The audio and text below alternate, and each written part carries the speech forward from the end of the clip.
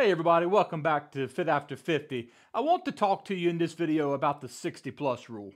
The idea behind the 60 plus rule is to keep your fitness straightforward and manageable so you can stick with it and see results without burning yourself out or risking injury.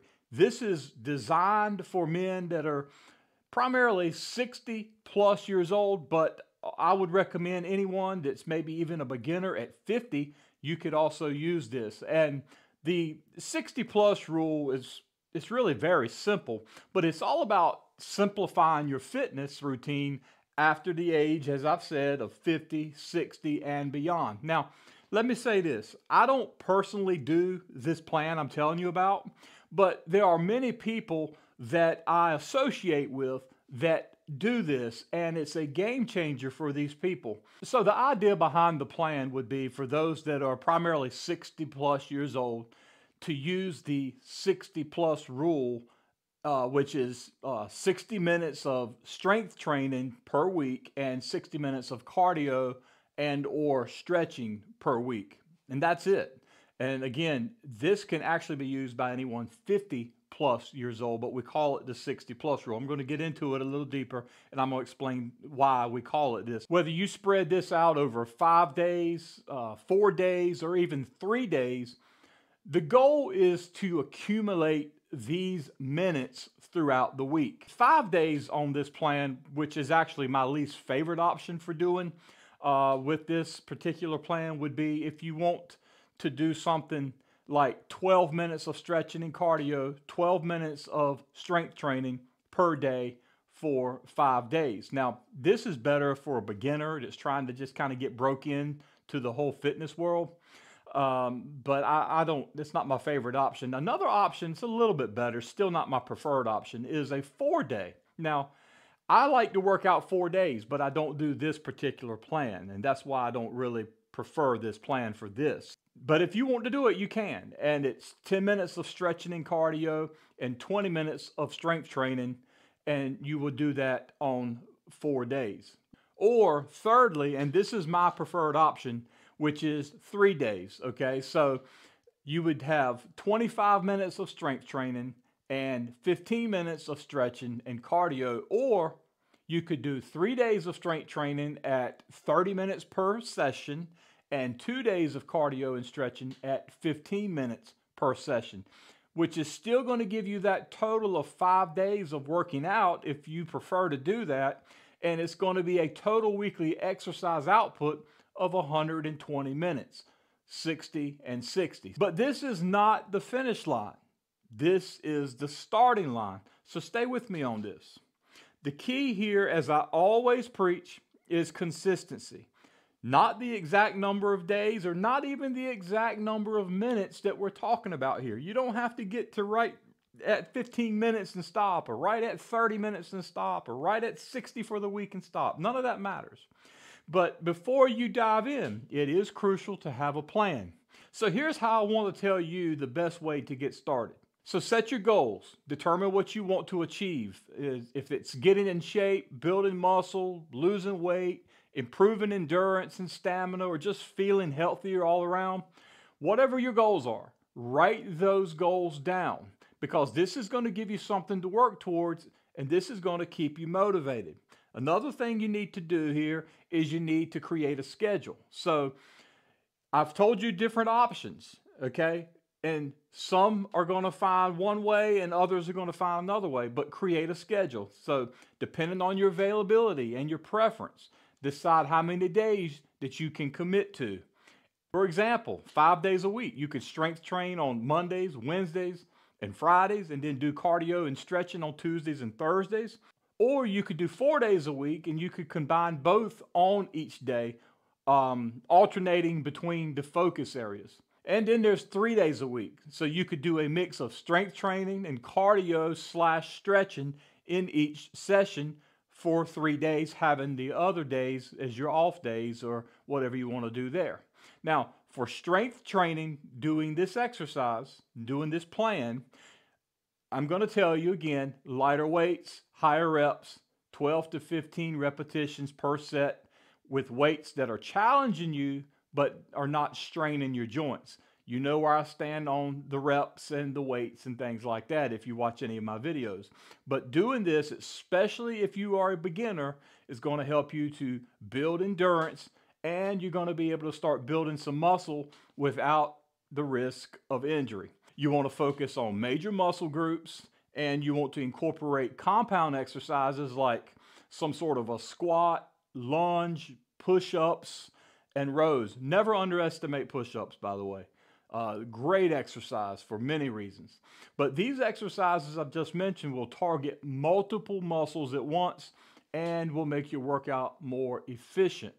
Proper form. You can't forget that, because proper form is important. Are we perfect in our form? I'm not. You're probably not. Most of us aren't. But we got to strive to be as close as we can. So be sure you're performing exercises with correct form to avoid those injuries. If needed, I can tell you, you should consult a trainer or just watch videos. Find some good, dependable people that you can trust, that you know are doing it right, and watch instructional videos. Buy the magazines and read those. That's what I started doing many years ago before I went into school for this stuff. Then there's also your cardio and your stretching. So those activities could include things that elevate your heart rate but are low impact to protect your joints. So walking, I'm a big fan of walking. Cycling, I don't really do that anymore. Swimming, or using an elliptical machine or some other type of a treadmill if you're into that. I'm not into that. I don't like using those machines, but they're excellent options for those who want to do that. Then there's your stretching and your flexibility. So you want to incorporate stretching exercises. Listen, there's nothing wrong with doing some yoga to improve flexibility, and you can reduce the risk of injury by doing those types of things. Focus on major muscle groups and hold each stretch for at least 30 seconds. And you want to mix all of this up. So you can combine your cardio and your stretching in one session, and then you can alternate between those on different days to keep things interesting. Now, when it comes to your cardio, I do not recommend that you do your cardio before you do your strength training. Save your cardio until after you've done your strength training. Unless you're going to do a walk and you're going to do it several hours before, then you'll be okay. But otherwise, don't do your cardio before you do your strength training. And then I want you to keep a journal and track your workouts. So you want to track your exercises performed. You want to write these down each session. So write down all the exercises that you did each session, because guess what? You're not going to remember when you go back next time. You think, I know what I did and I know the sequence and all this. I'm telling you, I can't even remember. You have to write it down, put it in notes, get yourself a journal, do something, because you are not going to remember all of the exercises that you performed. So track that stuff. Also, the same thing goes with the weight and reps. You got to track the weights you used and the number of reps and sets you completed, because you cannot see your progress and you cannot know if you're progressing or if you're falling behind if you don't track that stuff. Here's another thing you should note. Note how you felt during and after your workouts. Just make a little note. Got tired at 2 sets. Heart rate got way up at 2 sets, at this many reps, or whatever it is. I felt great. I could have gone 4 sets. I could have gone 5, whatever. Because if you can identify any patterns or areas that need adjustment, that's important for you, and that's how you can grow in your fitness journey, even at 60 plus years old. And then it's important to progress over time. So you don't know you're doing that if you're not tracking. So you want to make sure you review your journal regularly to see your progress. And listen, celebrate those milestones, even the smallest milestones. Celebrate them to stay motivated. Remember, this plan is the starting line. Once you start seeing improvements in your stamina, in your conditioning, and your physical appearance, it's time to build on that success. So you can't just sit on that. It's time to move from this point of 60 plus, and you've got to start doing something else. So you got to start increasing your weight gradually, because guess what? 12 to 15 reps with the weight you were using is now just simply too easy for you. So as you get stronger, you want to slowly increase the weights that you're lifting to continue challenging your muscles. And then on your cardio, extend those cardio sessions a little bit. So you want to gradually increase the duration and or the intensity of your cardio workouts. For example, add a few minutes each week or pick up the pace during your walks that you're doing, or maybe just add just a little bit more distance to those walks that you're doing. And I'm not a big fan of changing exercises. I find a group of exercises I like to do, and those are the ones I do. I may not do them all in the same sessions, but those are primarily the ones I do. I don't try to create or recreate the wheel or reinvent the wheel, but sometimes you need to add more variety. So incorporate new exercises or activities if you feel that is necessary to keep your routine fresh and engaging.